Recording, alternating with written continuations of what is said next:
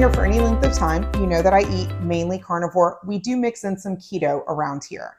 So if you are trying to do either lifestyle, you should be able to find something that works for you. If you're not following me over on Instagram, I'm at ashley.calkin, and you should go check it out because we are going to be starting a challenge for the month of April, and it is a carnivore getting started challenge. So I thought I would actually incorporate recording one of my favorite recipes that I use in a multitude of different ways from another fellow carnivore, Courtney Luna, and she's already shared it on her socials and on her YouTube. So I wanted to show you my little spin on it to make breadsticks. But I thought, what about doing a Q&A? I get so many questions as people are starting their carnivore journey that I thought I would incorporate my husband, whether or not he wanted to, behind the gimbal right now. And he is going to ask a series of questions. And they're the typical questions that I get every time somebody is looking at starting a carnivore lifestyle. So we'll answer some questions. We'll make some breadsticks. And yeah, let's get started, y'all. Okay, so what is the first question, Jonathan? What exactly is the carnivore diet and how does it work? Okay, this is a great question. I literally have people ask me all the time. So basically you just eat meat, and it's true. It is a meat-based lifestyle, right? So people do carnivore a multitude of different ways. You can get into the nitty-gritty, into all the different definitions. Some people do animal-based eating, which would allow them to have honey, and they'll incorporate fruit. You might see people like Paul Saladino do a little bit more relaxed type of carnivore eating, right? Then you have people who do the lion diet and it's very strict. And you have people who do like, I can't remember what it's called, like the beef and eggs and that kind of thing. So I do a very specific type of carnivore that might be considered a little bit more relaxed. However, operating in this way allowed me to lose the first 50 of my 95 pounds quite easily, actually. Okay, so the way that I do carnivore is I eat meat, which would be beef, chicken, pork. I love pork ribeyes, bacon, all the things that are incorporated with that, shellfish, and fish. Okay, so yeah, every type of meat is on the table, right? Then the other things, I mean, if you like lamb, knock yourself out and do some lamb as well.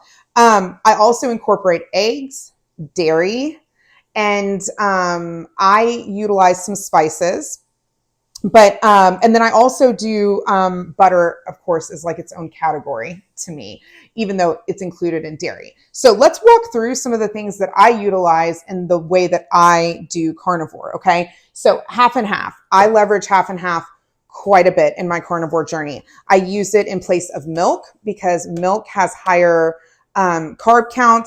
And I'll just be honest, I have a much more inflammatory reaction to milk than I do half and half or heavy whipping cream.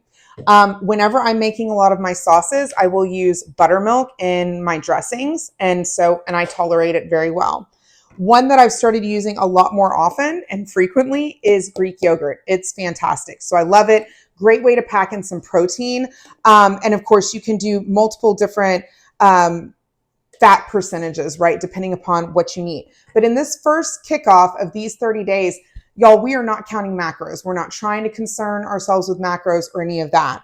I love the whipped cream cheese. My husband will tell you it's more expensive and you could whip it yourself. But until he's doing it, we're going to keep buying the whipped cream cheese. I love it. It incorporates so much easier into all of my mix, and to all of my sauces. Okay. And then cottage cheese. Not all cottage cheese is created equal. So you need to consider this when you're looking in the store. So I'm here in Texas. I love me some HEB. It's amazing. But it's the carrageenan that gets added quite a bit into cottage cheese. So I love the Good Culture. I especially love this one because it's the double cream classic and it's delicious. But the only thing that is in here is, let's see, let me not be proven a liar. Skim milk, organic whole milk, organic cream, sea salt, and cultures. And that's it, y'all. I mean, it is very, very clean. Another clean option is Daisy cottage cheese. And it might be a lot more accessible for people depending upon where you shop. I love me some Daisy sour cream. Same thing. You can have a ton of additives in your sour cream, which is wild to me. So I stick with Daisy. If you're going to use a different brand, that's great, but just double check that there's not any added stuff into it. My go-to always is Redmond salt. Love Redmond salt. It is clean. It is amazing. It has electrolytes in it and all the good stuff. Cheese. I could have had an entire board of cheeses out here. I'm absolutely going to incorporate cheeses into this plan for this month. So if you have to worry about maybe hitting certain macros as you get further in your weight loss journey, you might have to consider some different cheeses and maybe cutting back on some. But I leverage cheese and I love it. Okay. Then I think the next thing Jonathan would probably ask me is, because a lot of people, it's super controversial, is spices. What kind of spices am I going to leverage? And I will tell you, the spices that I leverage are garlic powder, onion powder, paprika. I love smoked paprika as well, which is behind me, and Italian seasoning. And we're actually going to leverage quite a few of these today. Instead of using any type of breading, which we can't do because bread is a no-no, gluten is a no-no, right, is pork panko. So instead of using traditional breadcrumbs, I'm going to use pork panko, which is essentially chicharrones, pork skins that have been fried and then crushed up. Chicharrones are phenomenal from a snacking perspective as well. And we'll probably do another video covering snacks and dips and all the good stuff. Let's see. What other questions do you think we have, Jonathan? What are the primary benefits people report when starting a carnivore diet? Oh, this is a good one. Okay. So primary benefits, I would say, is, inflammation reduced significantly. I always thought that I just had like a problem with my ankle, and most of it completely went away when I started eating strict carnivore. So that's fantastic. Fatigue, you have less fatigue. You have more energy. I found myself to be more active, which was crazy. You don't necessarily have to get up and go to the gym every morning to feel the difference, right? So it immediately impacts your quality of sleep, your fatigue levels, and boosting those energy levels. And the reduction in inflammation, I think, is amazing. And you'll notice that in your gut health, in your skin. That's what I noticed is when I started removing things that weren't benefiting me and I started going carnivore, my skin cleared up. I didn't have as many reactions that I didn't even realize at the time were reactions. What's the next one? What should you expect during the initial adaptation phase, including side effects, if any? Okay, so I didn't really have very many side effects. The benefits outweighed them. I will tell you, if you incorporate a lot of butter and fatty cuts of meat at the beginning, which is what I did because I love ribeye and it was just super easy for me to cook up in a skillet every day, right? I think literally, don't you think, Jonathan, maybe our first or second week, we just had steak every single day? Yeah, probably the first week and then mixed in others. So, for this challenge, I'm going to give you some options, but I'll be honest with y'all. I did steak the first week and it was glorious. And I topped it with butter and Redmond salt and some garlic powder, and it was life-changing. It was delicious. So, but I will tell you, when you up your fat intake by that much, because that's not your traditional American diet, it's mainly processed foods along with fat. But most people, when they're trying to lose weight, they go low fat, right? They kind of end up actually going a little bit more high carb. When you transform through carnivore and you're eating higher fat, higher protein, you can have some GI distress at first as your body acclimates to it. If you don't have enough fat, you might become constipated. If you have too much fat, you might experience the uncomfortableness of diarrhea or loose stools, and which is not fun for anybody. But your body will acclimate to it and will even itself out. How do you properly plan meals and shopping lists when transitioning to a carnivore diet? Okay, so this is a great one for somebody who's a Southern Baptist, because as a Southern Baptist, your meals are typically probably 2 meats, a ham and a turkey, or a roast and, a ham or something, right? And then you're going to have like 18 million sides. So I will tell you, for me, coming from the Southern culture, it actually streamlined and simplified things so much. I was like, I only have to worry about a meat. For people who are letting their kids join them on this journey, but they want to keep a more whole foods approach and just cleaner foods in general, or say your husband or your wife or your significant other doesn't want to go commit to this with you, you can still absolutely do this and have some quick sides, minute rice, minute potatoes, all those things that we have at our disposal now. You can absolutely create an amazing meat dish and just have some sides available, or a side salad for people. And it makes it super nice, super streamlined. So I actually find that meal planning and prep, it's so much better. I did Whole30, which was great back in the day, and it served its purpose, but everything had to be made. Everything had to be made from scratch. It was super tedious, time consuming. And when you have an active household with a lot of kids, or maybe you have older parents who are living with you, or anything that kind of causes, some chaos in your home, you don't need your meal and your prep time to be another chaotic thing that is taking away from you and your life, right? So meal plans are super simple on the carnivore diet. You are going to have a meat. Like I said, we'll cover in another video some simple sides that you can have for your family. But it actually streamlines that, and it streamlines your grocery shopping as well. Foods and cuts of meat are best for beginners, not just specifically saying steak. Okay, so I would say ribeyes. Fillets, I have to have my husband make. So Jonathan has to do the fillets. He usually uses like a thermometer, and he does it on the grill, and it's like, and they're beautiful and they're delicious. But for a home cook like me, not simple. Ribeyes, cast iron skillet. I'll have a video that I can link here to show you how simple I can make that. Very easy. I love top sirloin. It's easy as well to do in a skillet very quickly if you don't have a grill, or maybe you live in an environment. I had some people text me the other day or DM me on Instagram, and they were like, yeah, I'm still up in Chicago and it is snowing out here, and it is not easy for me to get out and warm up the grill and have it hold temperature. So I get that. So a lot of times we need to be able to adjust. So things that I can cook quickly and easily inside the house is chicken thighs, sirloin steak. Ooh, like a flank steak for fajitas is easy too. Ribeyes are easy. I steer away from fillets, and they tend to be more expensive as well. And then, sausages are great too. So anything else you can think of, Jonathan, that we use that's easy to cook inside? I mostly cook outside, so. Yeah, Jonathan's like, I'm the one who cooks outside. Oh, and then I do have some recipes that I'll share with you from Instant Pot perspective. Instant Pot slow cooker, where you can do chuck roast, you can do ribs, all that stuff. And then, of course, you can absolutely do those out on the grill as well. What strategies can help overcome common challenges such as craving or social situations? Ooh, okay. That's a good one. So let's go ahead and start making our breadsticks while we talk through some of this, because I think it's a really important question that we don't probably give the proper attention to. I think a lot of people, when they start a challenge, are very excited to get going, right? Like they're super excited about getting going. They're pumped, and then they have a kid's birthday party, or they have a holiday, or they have dinner with the in-laws, or maybe they have a dinner with friends, and there's going to be wine there, or there's going to be pasta served, and they really don't know how to navigate that.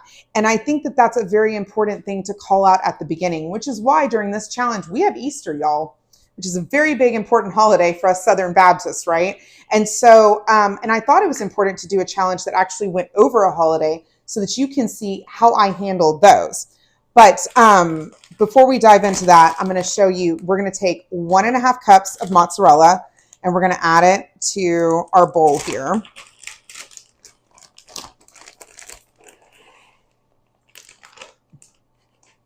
There you go. I think with the 1/2 cup, it's a lot easier to actually scoop it in the bag. There we go. So we're going to put 1/2 cup in there. And then we're going to go ahead and put 3/4 cup of our pork panko in there. And y'all, I'm just going to eyeball this because I feel like I've made this enough that I'm kind of comfortable with what it should look like. And so it's going to come underneath there. And so I'm good with that. Okay. So navigating out, one thing that I'll tell you before we continue with this is you got to have a strategy. You got to have a plan, which means know the things that you can eat. We talked about meat, cheese, unless you've made the sauce or the dressing, unless it's ranch I pretty much ate out no matter where. And I was fine. I didn't usually have reactions or cause weight gain. But anything else, y'all, you don't know what kind of sugar they're putting in it. So I would tell you, understand, if you're going over to a friend's house, I would say, hey, what can I bring? Or just bring something over that you know that you can eat. So at the very least, you have something that you can enjoy. If you are going over to the in-laws for a holiday or you're hosting, it's much easier. But if you're going over to the in-laws, take a charcuterie board. It is the easiest. Everybody loves charcuterie now. And you have the ability to eat and snack and, at least tide you over till you can get home and eat something that would actually fit your diet if they don't have anything that fits your diet. If you feel comfortable enough explaining to people that you're prioritizing protein, then do so, right? And leverage that as well. And so, and then the other thing is if you're going out to eat, it's super easy. Get a steak, order chicken. If you're doing breakfast, that is the easiest. You get eggs and crispy bacon or sausage. And just skip on the hash browns and the toast and all of those things. And if they're going to be a trigger for you, then make sure that you just don't even have them brought to the table. Okay, so we're going to add an egg, which I forgot to grab from the fridge. So let me go ahead and do that real quick. So I have my egg. I'm just going to mix this up just a little bit. You do not have to do it in this order, but I am going to, because I'm making these into breadsticks. This is the base for her pizza dough, Courtney Luna's pizza dough. But I use it for a myriad of things. So I'm going to put, that's probably closer to a tablespoon of garlic powder. I'm actually going to use probably close to a tablespoon of Italian seasoning. And I'm going to put in about a teaspoon of salt. Okay. Just going to mix that up just a little bit. Move this over to the side. I am going to crack my egg in here. If you're worried about getting shell and things in your recipes, just make sure that you crack it into a bowl and then transfer. And I'm going to beat it right here off to the side before I incorporate.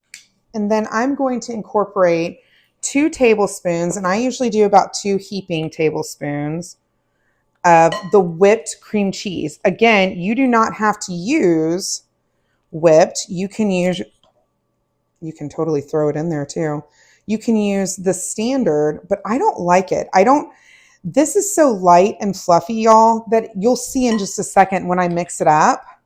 It incorporates so easy, and it just does it with less effort on my part, which I am all about. Okay, so this is all you do. And then you're going to mix it up. And I do think that this method is easier with the spatula that I'm using on here. And this one's like it's kind of a firm one. It's harder to push, which is great because then as you're working that cream cheese in, you're really kind of pressing everything in together. Okay, while I incorporate this, Jonathan, why don't you ask us another question? How do you determine the right amount of protein and fat intake on a carnivore diet? Ooh, good question. I never have. So I think we've all seen those things online where you go through and you figure out, what is my protein? I should have 1 gram per pound of your goal weight, right? So if I want to be 160 pounds, then I would do 160 grams of protein. I can tell you, when you're prioritizing that much protein, everybody says, you don't have time to be hungry for anything else. Y'all, if you're coming off being a carb addict, which I would have told you I was never a food addict, I was never a carb addict. Y'all, your first week on carnivore, you're going to realize how much carbs control you, how much sugar cravings control you, because you will be full and you'll be like, ooh, I could really go for fill in whatever sweet you like. And I never really thought I was a sweets person either. But I can tell you one thing I still mourn the loss of is Pillsbury cookie dough, because that's good. And it doesn't benefit me. It doesn't profit my soul to have any. But oh, it is delicious. Now I can tell you that if I ever decide to, I think I've done it maybe once or twice in the last couple of years where I'm like, you know what, I'm just going to have some cookie dough. Sick as a dog, y'all. Sick as a dog. So you don't realize how much things affect you and how much control they have until you cut them out. So let me go ahead and put this into the microwave for 30 seconds. And you're going to see that we're going to do that 2 more times for a total of 3 times before we work out that dough onto the sheet pan. So in this first stage of carnivore, I think I put it on for 35. In this first stage of carnivore, I'm not counting macros. I'm not counting the protein that I eat. I am eating until I'm satiated and full, and I'm eating meat, right? Maybe some dairy, but I'm prioritizing steak, chicken, pork, bacon. I will also put a list on my Instagram that y'all can go out to. I'll put a link there to my Instagram. I also have a ton of reels that kind of show you, hey, if you're eating out, these are the things that you can have. In-N-Out Burger is great. If you're not able to cook at home, go and grab yourself some patties. If you're in Texas, Whataburger is fantastic. You can order a single large patty with cheese. There are so many places that you can on the go get 100% beef patties that are good for you and they'll sustain you. So I wouldn't worry about counting any macros at this point. I think that they can actually be a detractor from your success. So I would focus on prioritizing being boring, cutting yourself off from the foods that have not profited you for years, investing in, fatty, rich cuts of meat, chicken thighs. You can bake some of those up with the skin on, super cost effective and filling. And y'all don't worry about counting all those macros right now. You really just want to worry about getting yourself detoxed from the food you've been kind of addicted to for years. So we're going to do this for another 30 seconds.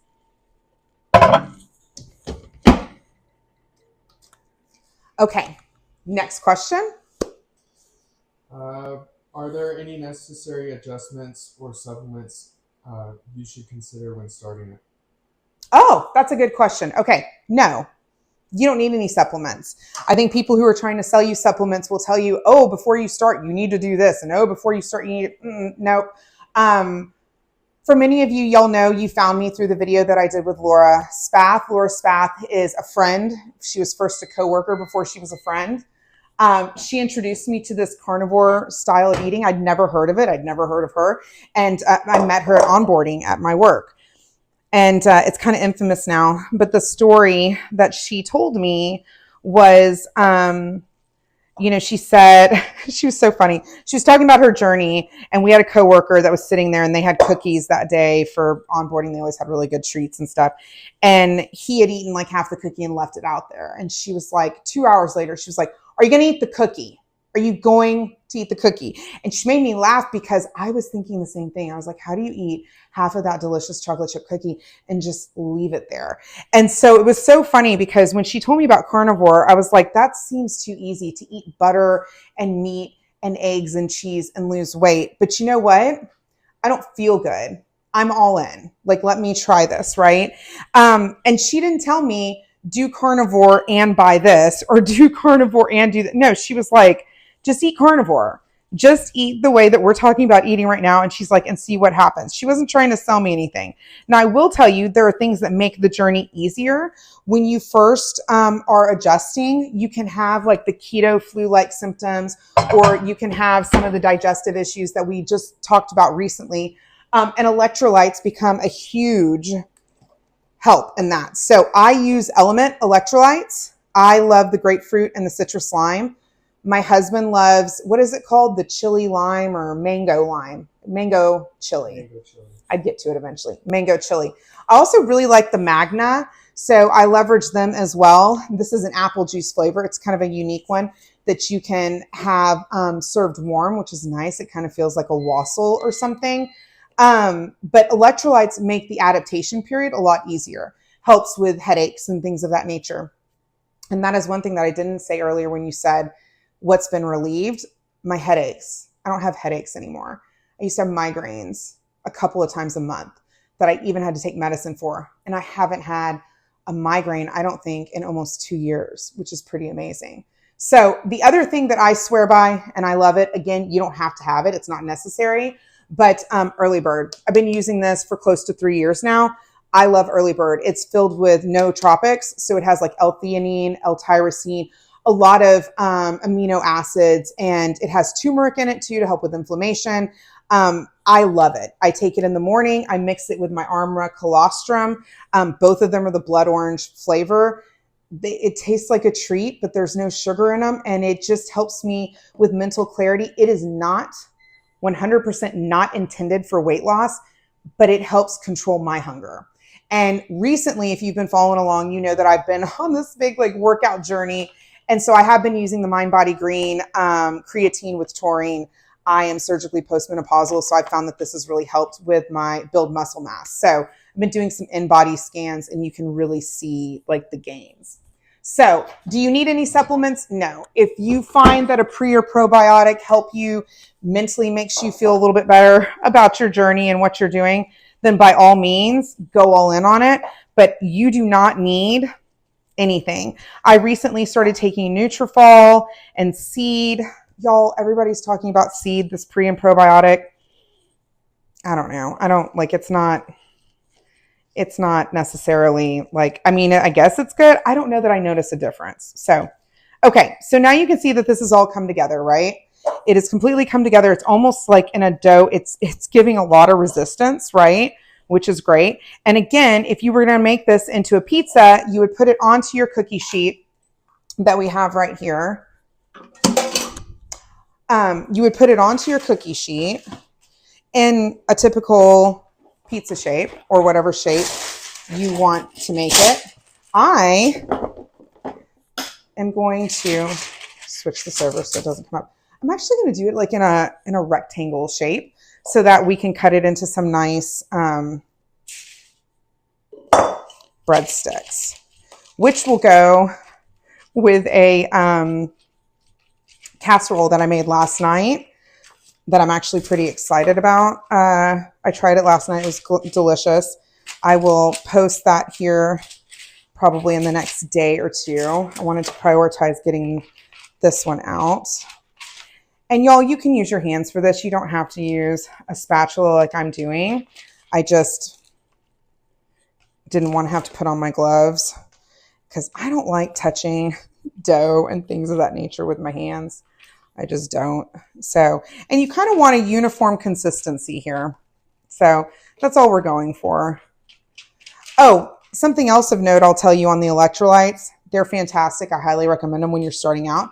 But for one of these packets, I use it with my 40-ounce hydro jug. One. And I have one a day.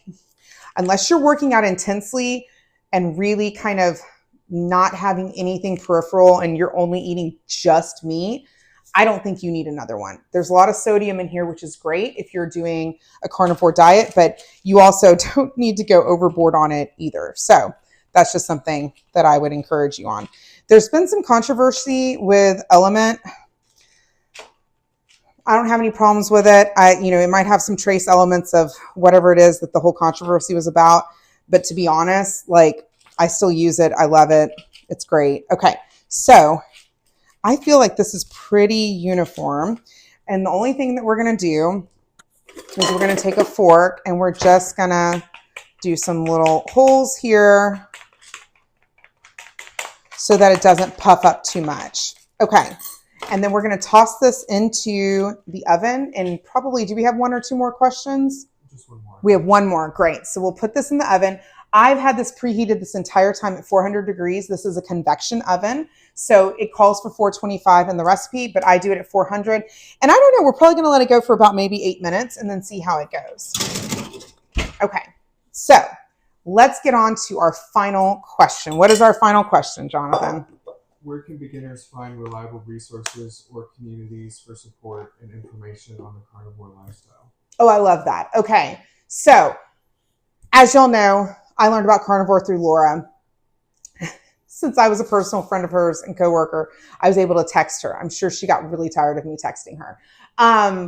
There is a huge amount of resource out there for anybody who wants to go carnivore. So I would say Laura Spath, obviously one of the OGs. You can follow her on YouTube. You can follow her on Instagram. She gives really great grill videos, recipe videos. I mean, how she's gone through all of her weight loss, all of her surgeries. Definitely check her out. She's great. Super motivational. I love Courtney Luna. She's hilarious. She is very funny, sarcastic, witty. She has a podcast. She does Instagram and YouTube. She has really creative recipes if you are trying to, find ways to expand on the way of eating once you get past this initial phase, right?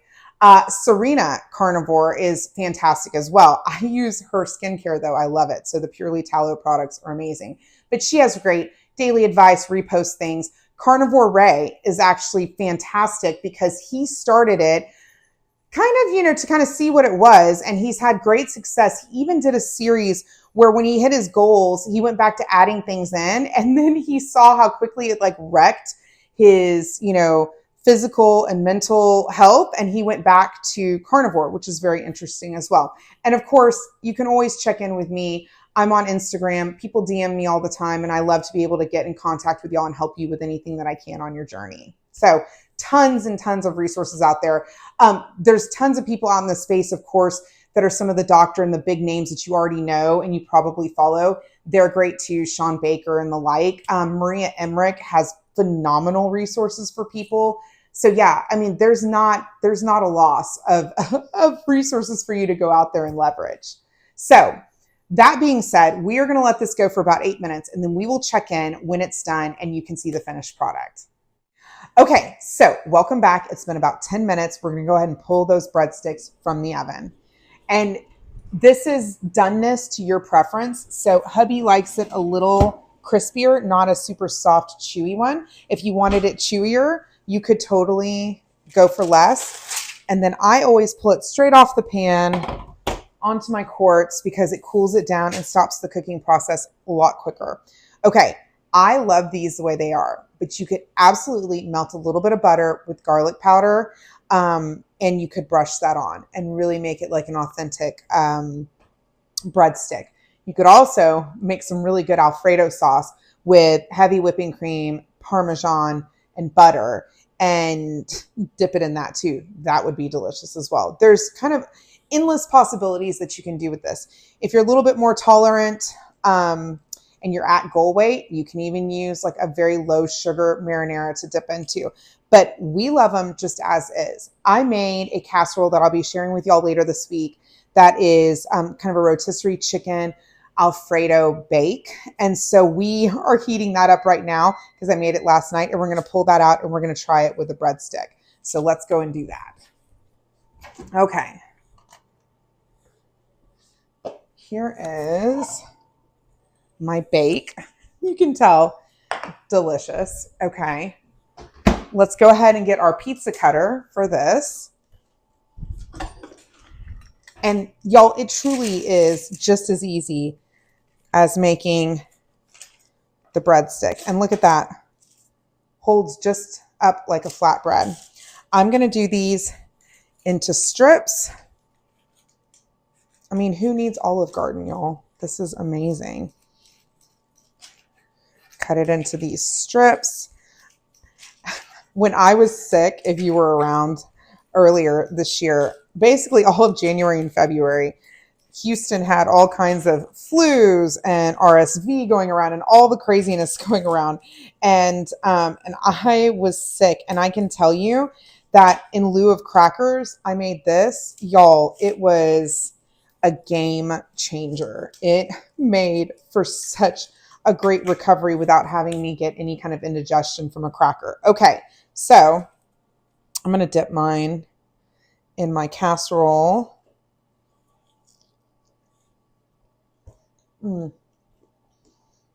It's so good. It's so flavorful. And what's crazy to me is it tastes like bread. And it's cheese, pork panko, cream cheese, and an egg. It's wild. You don't even have to be on carnivore to think this is delicious. My kids love it as well. So I hope that this video was helpful for you in navigating the beginning of your carnivore journey. Follow along with us. Check out my Instagram. I will be doing the April challenge starting Tuesday, April 1st. And if you want to, you can go out onto my Instagram, follow me, and DM me April challenge. And we will get you loaded into that challenge with daily recipes and tips and tricks.